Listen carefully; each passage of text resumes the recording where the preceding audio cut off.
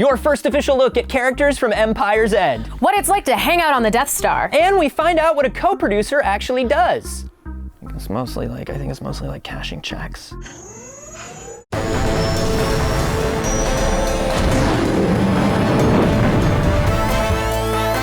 This week on the Star Wars Show, Andy sits down with the co-producer of Rogue One, John Swartz. Another episode of Pablo Hidalgo's Rogue Reports, and much, much more. Now, from the Lucasfilm headquarters, it's the Star Wars Show. You know, normally we're not allowed to goof around like this on camera. But given what happened this week, it's now totally relevant. Let's find out why in the news. Nope, mine. Young Han Solo director Chris Miller tweeted out a picture that said a whole lot without really saying anything at all. The tweet simply said Han first shot and revealed the codename Red Cup, which the project is being shot under. The untitled Young Han Solo movie will be released in 2018. You know, there were like 9 layers of pun in that tweet, and I loved it. So good. Barnes & Noble will be offering 2 official posters for the upcoming novel Empire's End. The first features Nora Wexley standing with the New Republic and flying to victory, whereas the other depicts Grand Admiral Sloane standing with the Empire. Both posters will be available exclusively at Barnes & Noble, and the book written by Chuck Wendig will be available in stores February 21st. And while we're on the subject of books, 2 new titles were announced that dive deeper into the backstories of the characters from Rogue One. Rebel Rising follows Jyn Erso during her time with Saw Gerrera and how it shaped her into the woman we saw on screen. Guardians of the Whills tells the story of Chirrut Baze during the Empire's takeover of Jedha and the arrival of Saw Gerrera. Both books are available for pre-order right now, and I need everybody to go and pre-order these books because I need 15 books about Chirrut Baze. I need a gigantic series about the adventures of Chirrut Baze. Everybody pre-order these books. Finally, last week we started our ongoing series Rogue Reports that follows the Lucasfilm Story Group's Pablo Hidalgo's adventures on the set of Rogue One. This week, he's showing off what it took to recreate sets that haven't been seen on film in nearly 40 years.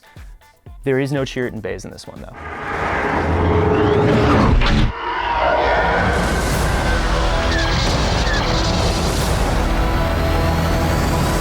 I am about to enter the bridge of a Star Destroyer set, and it's pretty amazing. I'm wearing these ridiculous blue shoes, but you have to. It's Imperial protocol, because what you don't want to do is scuff up the bridge of an Imperial Star Destroyer. Apology accepted, Captain. I'm being joined here by Doug Chang. Doug, this is a very intimidating set. You cannot help but be aware of how precarious we are right now. In terms of no handrails. Exactly, right? Yeah, no, that's the funny thing is that's one of the iconic things that George wanted to establish in the Star Wars vocabulary. There's no health and safety.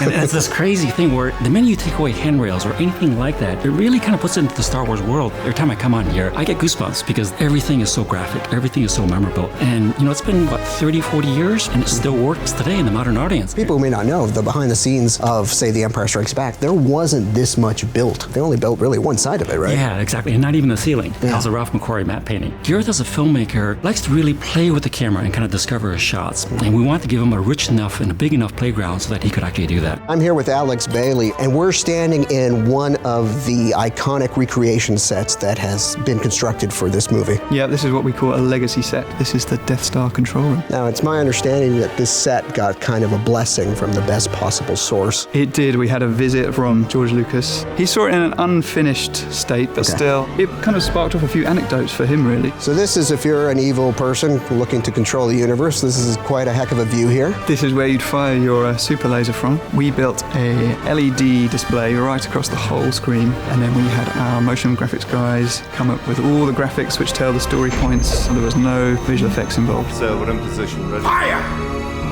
Commence primary ignition. The captain says you are a friend. I will not kill you. All right, guys, this week we are joined on the couch by co-producer of Star Wars The Force Awakens and Rogue One: A Star Wars Story, John Swartz. How's it going? It's going very well. Thank you for having me. What exactly does a co-producer do? It's incredibly complicated to explain, and that's what makes it so much fun. One of the things I love about my job is that as a producer, you are kind of dropped into the middle of a lot of the business side of it, a lot of the creative side. Every day at work is completely different. It takes a different skill set and it's different problems every day on every movie, which is, I love it. Things would probably probably slowed down quite a bit for you since December, huh? Yeah, it's been a little bit bizarre. We were running full tilt on Rogue for so long, and then suddenly it was movies out. And How does it change for you as somebody who worked obviously so incredibly closely on all of these little details and different shots to watch the film with fans? It's great. I can kind of disappear into that crowd and just sit there and enjoy it with them, which is so much fun. One of the things I love about my job is that so many people that are working on the movie and every part of the process are fans. Right. And they all want it to be so good that they work so hard and they never stop working hard all the way through. And it's really amazing to be a part of that, where everyone that is a part of it so desperately wants it to be everything the fans want it to be.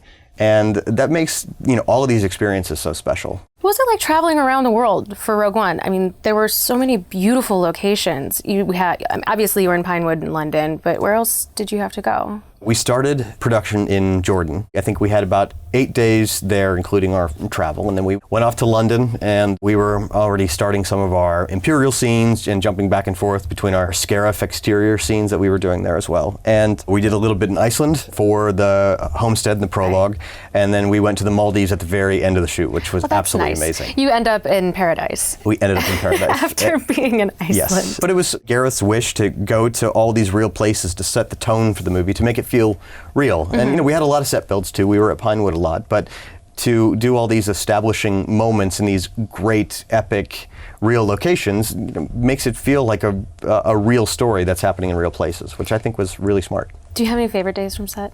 I loved being a part of some of the X-Wing cockpit work because everybody who got in that cockpit didn't want to get out. Our first day with Darth Vader on set was amazing. Everybody kind of like takes a deep breath when he walks on set, and it's really intimidating to see Darth Vader stroll on the set. That was great. And every actor's first day on set was so much fun because of how excited each of the actors were to be a part of this process. Made those days really special. Tell me about your cameo.